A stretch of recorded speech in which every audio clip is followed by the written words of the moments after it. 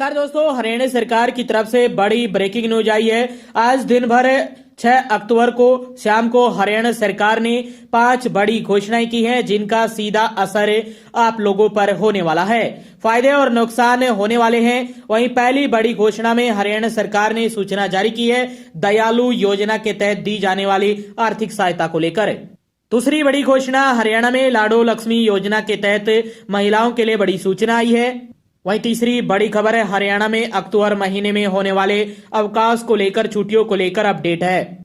चौथी बड़ी खबर में हरियाणा के युवाओं के लिए ड्रोन पायलट की ट्रेनिंग देने को लेकर, फ्री देने को लेकर ऐलान हुआ है। हरियाणा में नई कैबिनेट की जो बैठक है वो होने वाली है। इसमें बड़े फैसले देखने को मिल सकते हैं। इसके साथ हरियाणा में एक कफ सिरप यानी खांसी की दवा को लेकर अलर्ट जारी हुआ है। जान लेते हैं हरियाणा सरकार की हर घोषणा और योजना की जानकारी। सब्सक्राइब कीजिएगा हर अपडेट के लिए सबसे पहले जान। सबसे पहली और बड़ी सूचना आई है आप सभी के लिए, दयालु के दलाल यानी दयालु योजना के तहत मिलने वाली आर्थिक सहायता, उस पर मौत पर क्लेम के बदले 25% कमीशन नहीं दिया तो फाइल पर आपत्ति या रद्द करवा देते हैं। बता दें कि परिवार की वार्षिक आय 1,80,000 रुपए से ज्यादा होने पर भी लाभ दिलाने का दावा कर रहे हैं। हरियाणा सरकार की दीनदयाल उपाध्याय अंत्योदय परिवार सुरक्षा योजना में कमीशन खोरी का खेल चल रहा है। इस योजना के तहत बीपीएल परिवार में 6 से 60 साल तक की उम्र के सदस्यों की मौत पर 1 से 5 लाख रुपए तक की आर्थिक मदद मिल रही है। पीड़ित परिवारों से दलाल कमीशन के तौर पर 25 से 30% राशि वसूल रहे हैं। ये कमीशन खोर सीएससी संचालक, कॉमन सर्विस सेंटर से लेकर जिला सचिवालय और गांव-गांव तक फैले हैं। तो ये बड़ी अपडेट आई है आप सभी के लिए। ऐसे कमीशन खोरों के झांसे में मत आइए। बता दें कि स्टेट नोडल अधिकारी दयालु योजना कुलवंत खुलर की तरफ से ये पोस्ट जारी की गई है। उन्होंने कहा कि पोस्टर भी लगाए गए हैं कि किसी को पैसे न दे। पैसे मांगने वालों की जानकारी हमारे पास भी पहुंचती है। हमने पोस्टर लगवाए हैं कि किसी को रुपए न दे। कोई रुपए मांग रहा है तो जिले के डीसी एक्शन ले सकते हैं। हमारे पास भी कोई आता है तो उन्हें कहते हैं कि किसी को रुपए न दे। आप शिकायत कर सकते हैं। और भी यदि आप इस योजना का जो आर्थिक सहायता मिल रही है, जो एलिजिबल है, जो पात्र हैं इस योजना के लिए, तो वो भी इन कमीशन खोरों के झांसे में आ रहे हैं। 25 से 30% कमीशन दे रहे हैं। जिनको 5 लाख रुपए मिलने हैं वे कमीशन के तौर पर 1 से 1.5 लाख रुपए तक ले रहे हैं। तो ऐसे कमीशन खोरों के झांसे में, दलालों के झांसे में मत आइएगा। और आप जो भी यदि एलिजिबल है तो आपको आसानी से आर्थिक सहायता दे रही है। किसी भी कमीशन खोर की झांसे में मत आइए। और यदि आप एलिजिबल नहीं है और कोई कह रहा है आपको कि हम आपको पैसे दिला देंगे, तो आप पर भी कार्रवाई होगी। और जो कमीशन खोर है जिसे आप जुड़े हैं उस पर भी कार्रवाई होगी और आप पर पुलिस कार्रवाई कर सकती है। तो ये अपडेट है। और जो असल में पात्र हैं उन सभी को आसानी से आर्थिक सहायता मिल रही है। और जिनको आसानी से आर्थिक सहायता मिल रही है, जो एलिजिबल है, यदि वो इन कमीशन खोरों के में आते हैं झांसे में, तो वो 1 से 1.5 लाख रुपए तक गवा सकते हैं अपने परिवार के। तो ये पहली बड़ी सूचनाएं थी सरकार की तरफ से। दयालु योजना के तहत जो आर्थिक सहायता मिल रही है, उसके तहत जो भी कमीशन एक्टिव हैं, कमीशन खोर एक्टिव हैं, उनके झांसे में मत आइएगा। और कोई आपसे संपर्क कर सकता है यानी करता है तो उसकी शिकायत कीजिएगा पुलिस में या विभाग में। तो ये पहली बड़ी सूचनाएं थी आप सभी के लिए। वहीं दूसरी बड़ी खबर आई है, ये भी आप सभी के लिए सूचना ही है। लाडो लक्ष्मी योजना के यदि आप फॉर्म भर रहे हैं तो अच्छी तरीके से भरिएगा, क्योंकि ये अपडेट, ये खबर आ रही है कि 50 से 60% और कई स्थानों पर 40% तक फॉर्म रिजेक्ट हो रहे हैं। ये इस कारण से हो रहे हैं कि आप को भरना नहीं आता है और अपने मोबाइल फोन से किसी भी तरह गलत फॉर्म भर रहे हैं, तो विभाग में वो जा रहा है, क्रेडिट विभाग में, और वहां से फॉर्म आपका रिजेक्ट हो रहा है। तो फॉर्म आप अपना उसी से भरवाइएगा जिसने पहले कभी फॉर्म भरे हों, जैसे कि कॉमन सर्विस सेंटर वाला या किसी कैफे वाला। तो वो समझदार हैं इस मामले को लेकर, और थोड़े पैसे लग रहे हैं तो थोड़े पैसे लगा लीजिए, क्योंकि 2100 रुपये आपको मिल रहे हैं प्रति महीना। तो आप 50, 100 रुपये, 150 रुपये यदि लगा भी लोगे तो ज़्यादा आपको नुकसान नहीं होने वाला है। लाडो लक्ष्मी योजना के तहत गलत जानकारी अपलोड करने के कारण 50% तक आपके फॉर्म रिजेक्ट हो रहे हैं। फॉर्म हरियाणा सरकार द्वारा मान्यता प्राप्त कॉमन सर्विस सेंटर से आप भरवाएं तो और भी अच्छा होगा। और यदि आप बहुत पढ़े लिखे हैं, अच्छी तरह से आता है आपको फॉर्म भरना, तो आप भी भर सकते हैं, लेकिन गलती होने की गुंजाइश ज्यादा है, क्योंकि कॉमन सर्विस सेंटर वालों का काम है रोजाना का है, तो वो फॉर्म को आसानी से भर देंगे। आप फ्री के चक्कर में अपना फॉर्म खराब मत कीजिएगा। अमूमन देखा जा रहा है कि फ्री के चक्कर में हमेशा जल्दबाजी होती है, और जल्दबाजी में किया गया कोई भी कार्य कभी संपूर्ण नहीं होता। इसलिए अपना काम तसल्ली बख्श कराएं, चाहे आप जहां भी हो। लाडो लक्ष्मी योजना का फॉर्म हर स्टेप बहुत ही बारीकी और सावधानी पूर्वक भरा जाता है, जिसमें गलती की कोई संभावना नहीं है। इसलिए फॉर्म भरवाते समय हर बात को मद्देनजर रखते हुए लाडो लक्ष्मी योजना का फॉर्म कंप्लीट करवाएं। कोई भी गलती आपका फॉर्म रिजेक्ट कर सकती है। तो ये सूचना आई है आप सभी के लिए कि लगातार बहुत सारे जो फॉर्म है वो रिजेक्ट हो रहे हैं। यदि आपने अभी तक अपना स्टेटस चेक नहीं किया तो लाडो लक्ष्मी योजना की ऐप पर जाकर अपना एप्लीकेशन का जो स्टेटस है वो चेक कर सकते हैं कि आपका रिजेक्ट हुआ है या नहीं, यानी ट्रैक कर सकते हैं अपनी एप्लीकेशन को, वो एक्सेप्ट हुई है या रिजेक्ट हुई है। तो ज़्यादातर मामलों में ऐसे केस मिल रहे हैं कि खुद भर रहे हैं फ्री के चक्कर में और उनके फॉर्म रिजेक्ट हो रहे हैं। तो आप कॉमन सर्विस सेंटर पर ही जाकर अपना फॉर्म फिलअप करवा सकते हैं। नज़दीकी आपके गांव में ही कॉमन सर्विस सेंटर वाला होगा या शहर में होगा। ज़्यादातर गांव में कॉमन सर्विस सेंटर वाले मिल जाते हैं, तो वहां से आप कॉमन सर्विस सेंटर पर जाकर अपना फॉर्म फिलअप करवा लीजिए। तो यह आप सभी के लिए सूचना है। लाडो लक्ष्मी योजना के तहत लगभग 20 लाख महिलाएं ये फॉर्म भर रही हैं। तो ये दूसरी महत्वपूर्ण बड़ी सूचना आई थी। आप कॉमन सर्विस सेंटर पर ही जाकर अपना फॉर्म भरवाएं, ये बड़ी खबर है आप सभी के लिए। यह तीसरी बड़ी खबर आई है। हरियाणा में इस सप्ताह 3 दिनों तक छुट्टियां रहेंगी।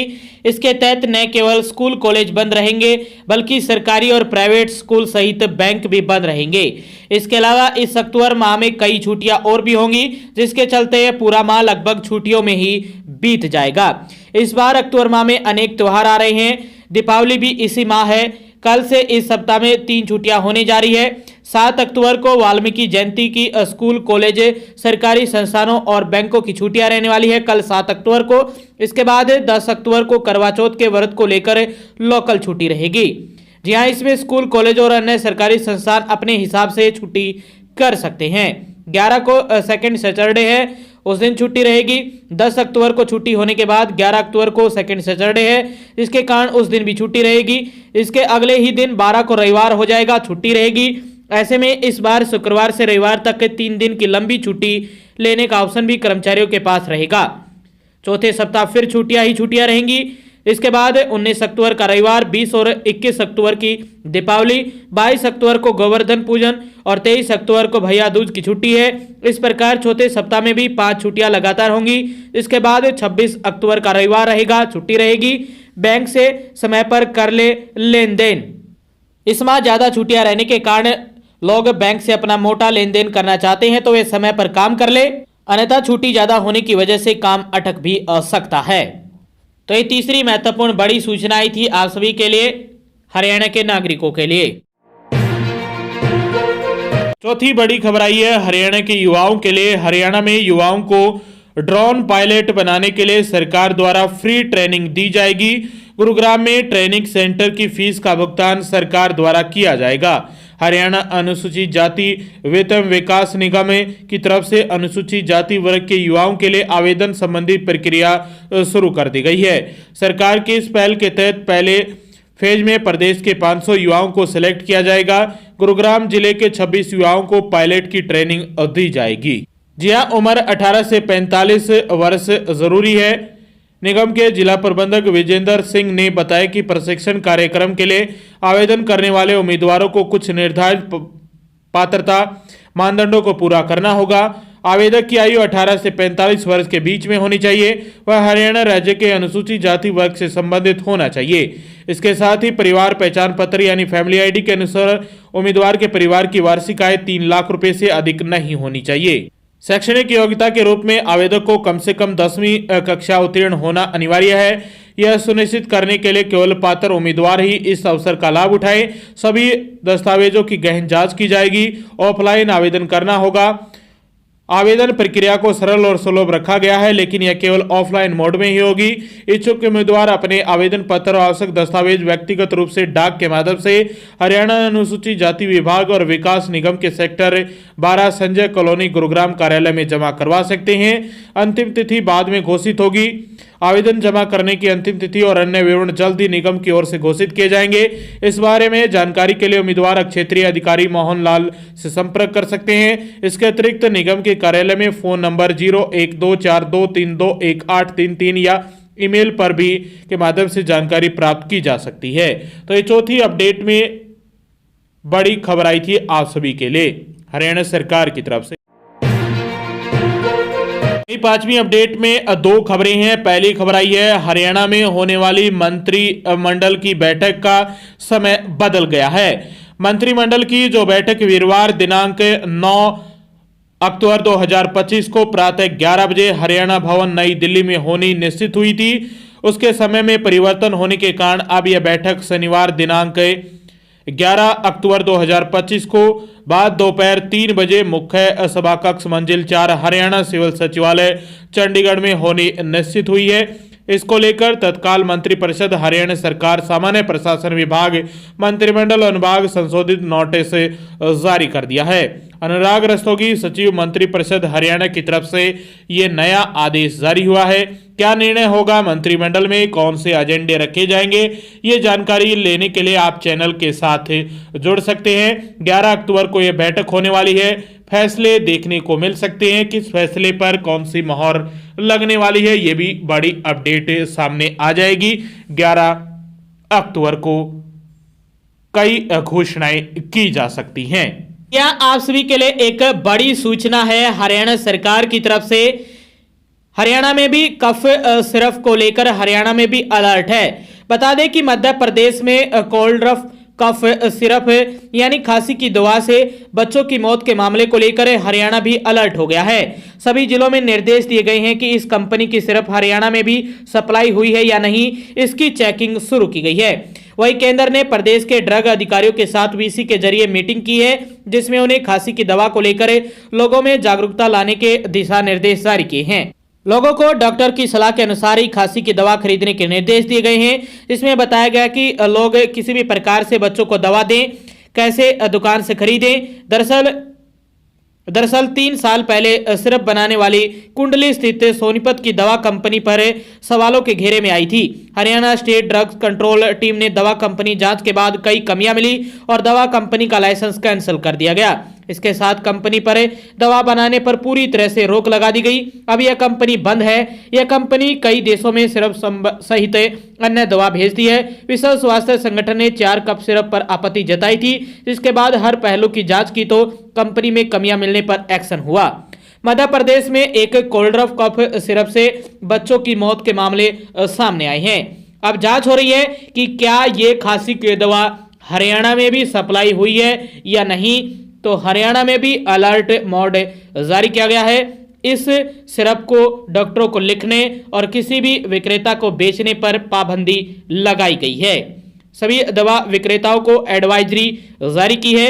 हरियाणा ड्रग डीलर एसोसिएशन के प्रधान सतीश विज ने बताया कि बच्चों को लेकर कोई लापरवाही सरकार व दवा विक्रेता नहीं करेंगे।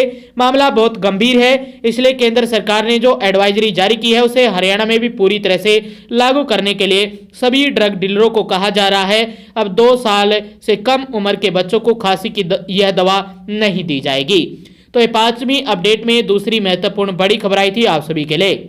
आगे भी आप हरियाणा सरकार की हर घोषणा, फैसले, नियम, निर्देश, आदेश, योजना, सूचना और निर्णय की जानकारी रोजाना जानना चाहते हैं तो स्टेट नॉलेज टीवी हिंदी को सब्सक्राइब जरूर कर लीजिएगा।